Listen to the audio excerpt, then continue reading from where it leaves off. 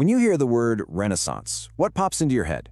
Probably incredible art, right? Michelangelo's sculptures, Leonardo's paintings, and yeah, you're not wrong. But all that amazing art was really just the tip of the iceberg. The real revolution was happening underneath. It was a total shift in how people thought, a whole new way of looking at the world and our place in it. So let's start with a huge, simple question. What is the meaning of life? I mean, people have been asking that forever, but the answers, well, they change depending on when you live. And during the Renaissance, the answers to this question started to change in a really, really big way. You see, for most of the Middle Ages, the main event was the afterlife, preparing your soul for what comes next. Life on Earth was kind of seen as just a waiting room. But then Renaissance thinkers came along and started saying, hang on a second. What about this life? What about our potential right here, right now? It was this massive shift from only looking up to the heavens to also looking at the world and the people right in front of them. Now, this whole new way of thinking was powered by one big idea: humanism. And it all kicked off when scholars in Italy began, well, dusting off some very old books, writings from ancient Greece and Rome that had been tucked away for centuries. It's kind of funny, they had to look way back into the past in order to move forward. So what exactly is humanism? Well, at its core, it's a belief in the dignity and the just incredible potential of every single person. And this is important. It wasn't about getting rid of religion. Not at all. The idea was more like, God gives you these amazing talents, and your duty, and hey, your joy is to develop them. Use your mind, use your skills, and use them not just for you, but to make your whole community better. So this whole humanist mindset really boils down to 4 key ideas. First was this big belief in reason, the idea that you could use your own brain to figure things out. Second was curiosity, that drive to ask why instead of just accepting things as they are. Third, a deep, deep value for learning, with the idea that education could unlock anyone's potential. And finally, this goal of being well-rounded, developing your mind, your body, your spirit, the whole package. And all of these beliefs, they all point to one central idea that really became a game changer for the Renaissance: the power and the potential of the individual. It was a huge shift from seeing humans as just flawed sinners to seeing them as capable, creative, and even glorious creatures. And this painting illustrates that idea perfectly. It's the famous School of Athens by Raphael. He's painting all the great ancient Greek thinkers. But here's the cool part. Look closely. The main figure, Plato, that's actually a portrait of Leonardo da Vinci. And the guy brooding on the steps, that's Michelangelo. Raphael was making a super bold statement. He was saying, hey, the amazing artists and thinkers of my time were just as brilliant as the legends of the past. It's an incredible celebration of individual genius. Now, this idea wasn't totally brand new. The humanists were rediscovering it from thinkers like the Roman philosopher Cicero. This quote says it all, doesn't it? Learning isn't a luxury, it's essential for a good life. It's literally food for your brain. And for people in the Renaissance, this ancient idea felt fresh and incredibly important. And, maybe no single piece of art captures this spirit like Michelangelo's David. He was asked to create a symbol for the city of Florence, which was basically the underdog fighting for its freedom against powerful enemies. So Michelangelo chose David, the young boy who beat the giant Goliath. But he didn't sculpt him after the fight holding the giant's head. No, he sculpted him before, tense, focused, intelligent. It became the ultimate symbol of human potential, courage, and beauty. So this new focus on human experience didn't just stay in dusty old books and philosophies, it completely transformed art. Artists started looking at the world right in front of them for inspiration. Their goal was to capture life as it really, truly was. This comparison shows that change perfectly. So, on the left, you've got a typical medieval painting. It's beautiful for sure, but it's very formal, very flat, very symbolic. Now, look at the Renaissance version on the right. You can see real emotion, a natural landscape, and the figures have actual depth and weight. It's not just a religious symbol anymore. It's a tender, human moment between a mother and her child. That's the humanist influence right there, in action. But humanism wasn't just about thinking big thoughts or creating beautiful art. It was also about action. This led to an idea called Civic humanism, which basically said, if you have talents and knowledge, you have a duty to use them to improve your city and help other people. And here's a perfect example. The Medici family, one of the wealthiest and most powerful families in Florence, they were huge believers in humanism. They used their incredible fortune to build libraries just like this one, and they filled them with priceless books, making them available to the public. They were literally investing in the education of their fellow citizens. And this quote from Lorenzo de' Medici himself shows you exactly why he did it. He believed that by spending his money on public buildings and charities, he was making his city better, stronger, and more beautiful. For him, it was money well spent because it was for the good of everyone. Okay, so this all happened about 600 years ago. So why are we talking about it? Why does it matter today? Well, because these ideas are still incredibly relevant. They didn't just stay in the Renaissance, they helped build the very world we live in now. Take a look at Dr. Jen Brenner. She's a Canadian doctor who used her incredible skills and knowledge to set up health programs in Uganda. She trained local volunteers and ended up saving thousands of children's lives. She is a modern-day civic humanist, using her individual talents to improve society, but on a global scale. When you stop to think about it, the humanist legacy is all around us. The very idea that everyone deserves an education, that's straight out of the humanist playbook. The belief that being a good citizen means you should be informed and contribute to your community? Yep, that's civic humanism. These values from the Renaissance are baked right into the foundation of our world today. Which leaves us with one last thought. The Renaissance humanists showed us that new ideas, a little curiosity, and a belief in our own potential can fundamentally change the world. So the real question isn't just about history, it's about us. It's about you. How can your ideas, your talents, and your actions shape the world around you? Okay, so what's the meaning of life? And while we're at it, what's the exact right way to behave? Wow, okay. We are just jumping straight into the deep end today, aren't we? No warm-up. You know how it is. Sometimes you're staring out the window, maybe in class or on the bus, and these huge questions just hit you. Why are we here? Yeah, what's the point of it all? Exactly. And what's so fascinating about the research we're looking at today is that for a huge chunk of European history, the answer was basically, don't worry about it. Or maybe more like, don't worry about this life. Right, like life is just a waiting room. That's a really good way to put it. During the Middle Ages, the main way people in Europe saw the world was super focused on the afterlife.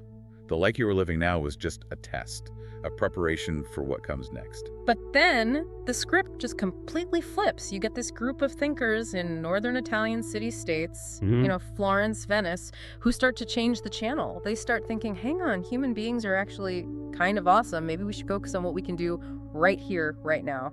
And that shift, that's the core of what we call the Renaissance humanist approach. It's not just a style of painting. It's a whole rewiring of how people saw themselves. It's a remix. It's like they looked at the world, didn't love what they saw, and decided to sample some old school tracks to make something totally new. And those old school tracks were the civilizations of classical antiquity. So, ancient Greece and Rome. The movement, humanism, actually gets its name from the Latin word humanitas. Okay. And we should be clear here, it didn't just mean being a nice person or humane. It was about the quality of the human mind that, separates us from animals, our ability to think and create. So our mission for this deep dive is to figure out how this rebirth of old ideas actually changed everything. How it changed school, government, art, and why, frankly, so much of our world today looks the way it does. Because a lot of this stuff started with these guys. It connects more than you'd think. But let's go back to that remix idea. To make a remix, you need the original tracks. Where did they even find them? Well, the simple story is they just rediscovered Greece and Rome. But looking at the sources, it's way more interesting than just, finding a dusty book under a rock. It starts with this guy, Francesco Petrarch. Petrarch is, you can basically call him the father of this whole movement. He looked at the time he was living in. This is the 1300s. And he's the one who actually coined the term the Dark Ages. For his own time, that is. What a critique, right? To basically say, everything around me is garbage and I wish I lived in the past. He literally wrote that his own age repelled him. He wanted to, and this is a quote, place himself in spirit in other ages. So he and other scholars started this frantic hunt for ancient manuscripts. They wanted the pure stuff, the unfiltered thoughts of Cicero, Plato, Aristotle. Exactly. But here's the detail that often gets left out, and I'm glad our sources pointed this out. They didn't just find these in old European monasteries. A huge amount of this knowledge came back to Europe through the Islamic civilization. This is so important. It's a crucial context. While Europe was in its so-called Dark Age, the Islamic world was in a Golden Age. They were the ones preserving, translating, and actually building on the science and math from the ancients. There's a note here about a humanist named Giovanni Arispa. In a single year, he brought back 240 Greek manuscripts to Europe. I mean, just think about the logistics of that in the 15th century. That is not a suitcase full of paperbacks. That's a massive transfer of global knowledge. Yeah. Without that connection, the Renaissance in Europe, it might not have happened at all, or at least not in the same way. So they get these books, they start translating, and they build this new worldview. Our text breaks it down into 4 pillars of humanism, but reading them, it just feels like one big argument for human agency. Agency is the perfect word. In the medieval view, you sort of waited for God's plan. In the humanist view, you took the wheel yourself. Right. So the first pillar is about reason. The idea that we have this amazing tool, our brain, and we can use it to find truth. We don't have to just accept what we're told. Which leads right into the second one. Having an open, curious, and questioning mind. You stop just accepting things because that's how it's always been done. You start asking, but why? Then there's the third point, that people can achieve great things through learning. This idea that you aren't just stuck where you were born, you can actually improve yourself. And the fourth, which is probably the most famous one, is that an individual should be skilled in many different areas. You know, the mind, the body, and the spirit. The Renaissance man. That's it. You can't just be a bookworm. You should be able to, write a poem, solve a math problem, and maybe be good at sports too. It was a whole person view of human potential. But before we get too carried away thinking that the Europeans invented the idea of living a good life, we really need to zoom out. For sure, because humans everywhere have been trying to figure this out forever. Exactly. And the source material brings in this really great parallel with the Anishinaabe or Ojibwa society. They have something called the Code for Long Life and Wisdom. Yeah, this was really cool. It comes from the Midwin religious organization. And when you look at what it says, the parallel with that Roman idea of humanity is just, it's striking. I was reading through it, things like, honor the aged. In honoring them, you honor life and wisdom, and be peaceful, be courageous. And this one, honor women. In honoring women, you honor the gift of life and love. It just shows you that this desire for a code of conduct, a guide to being a good human, isn't from just one culture or one time. The humanists in Italy were building their version, and the Anishinaabe had theirs. It's a universal project. But the Renaissance humanists did something specific with that project. They applied it directly to their cities. And this gets us to a concept called civic humanism. This is the part that basically says, it's not enough to be smart by yourself in a library. Right. If you have all this knowledge and talent, you have a duty to use it for your community. The big influence here was Cicero, a Roman lawyer. He argued that public service isn't a choice, it's a duty. So the humanists believed that a good citizen should learn about history and politics to help improve society. And the best example of this, or maybe the most ironic one, is the Medici family in Florence. The Medicis they're complicated. Super rich bankers, basically the secret kings of Florence. But the source has this amazing quote from Lorenzo de' Medici. He's talking about how much money they spent on buildings and charities, an incredible sum. And he says he doesn't regret a penny of it. And why? Because it gave great luster to the state. Luster to the state. Just think about that phrase for a second. It sounds a little like PR. It is absolutely PR, but it's also this specific kind of civic virtue. Lorenzo's saying, yes, I spent a fortune, but look at our city. It's beautiful. It's powerful. I made this place shine. It's that modern billionaire dilemma, isn't it? They were sort of buying the love of the people, but they were also tyrants who controlled everything. It's this weird mix of real civic pride and a total power play. And that luster wasn't just buildings, it was also education. If you're sitting in a school right now listening to this, the whole structure of your school day is basically a humanist invention. This blew my mind. In the Middle Ages, school was so specific: grammar, logic, theology. Very church-focused. Very dry. The humanists looked at that and said, this isn't enough. They wanted to educate the whole child.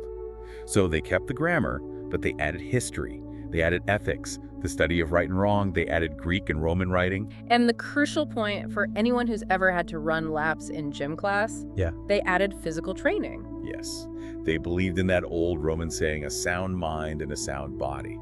They thought you couldn't be a good leader or a good citizen if you weren't also physically healthy. So gym class is not, in fact, just torture. It's about building a capable person who can serve the state. Who knew? It was a complete overhaul. And this new way of thinking, this obsession with human potential, it didn't stay in the classroom. It just exploded onto the canvas. We have to talk about the art. This is probably what the Renaissance is most famous for, right? But reading about it, the art wasn't just about making pretty pictures, it was political dynamite. Oh, absolutely.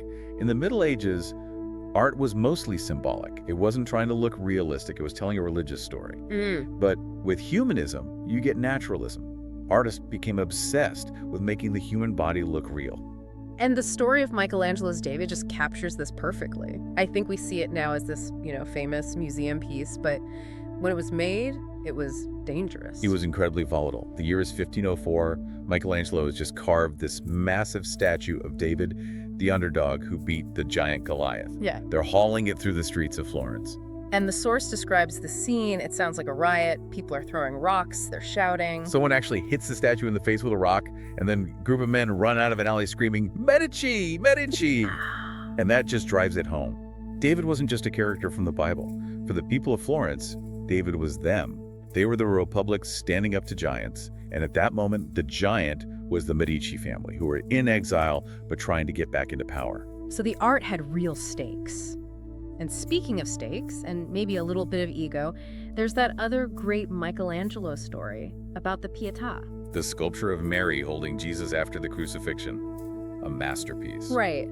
So Michelangelo finishes it, it's in the church, and he overhears some people admiring it, but they say it was made by some other sculptor, Gobbo from Milan. Can you imagine? You've just created this perfect thing, and you hear someone give all the credit to your rival. In the Middle Ages, an artist might have just let it go. You do the work for God's glory, not your own. But Michelangelo, nope. He had that humanist sense of self. He knew his own genius. So he sneaks back into the church that night with a lamp and his chisels, and he carves his name right across the sash on Mary's chest.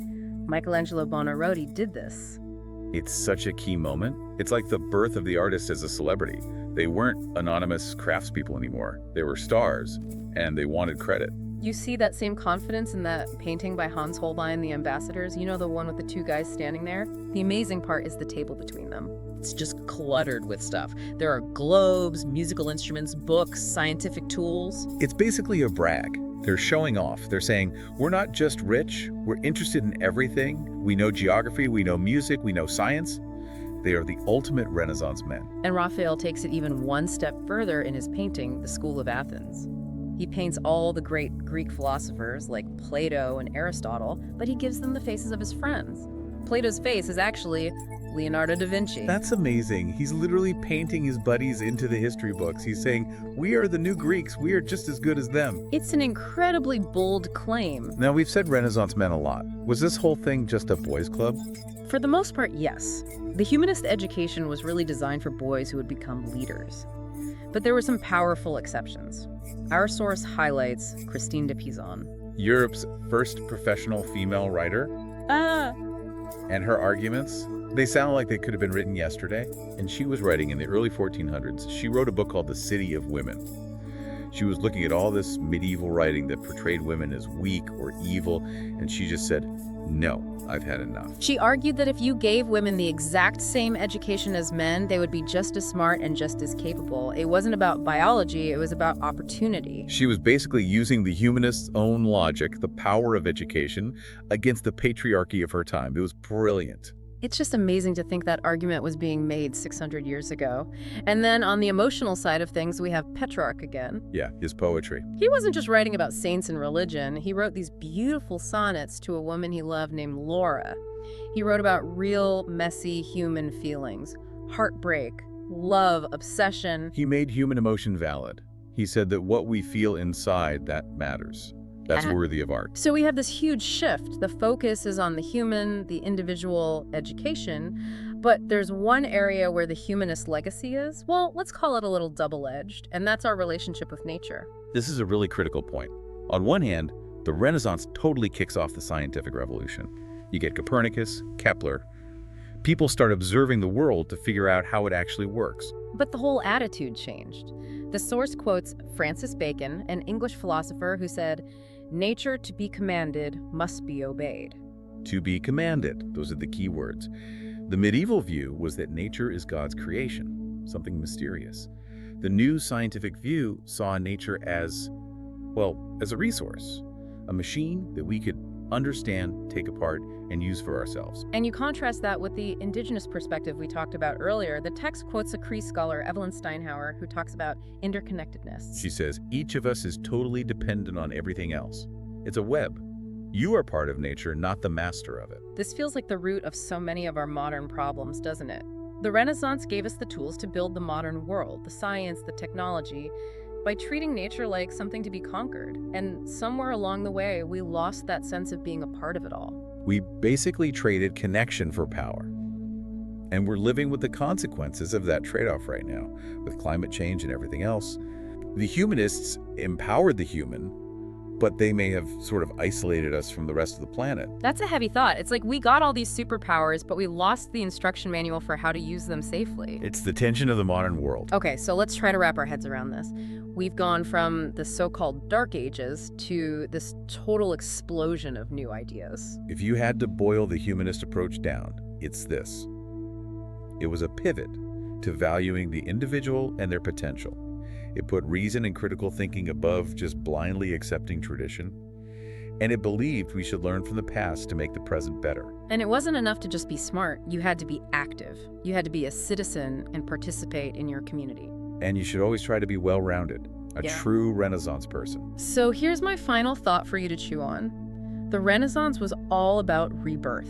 They looked at these dusty, 1,000-year-old ideas that everyone else had ignored, and they used them to completely revolutionize their world. They realized that just because things were a certain way, it didn't mean they had to stay that way. So my question to you is this.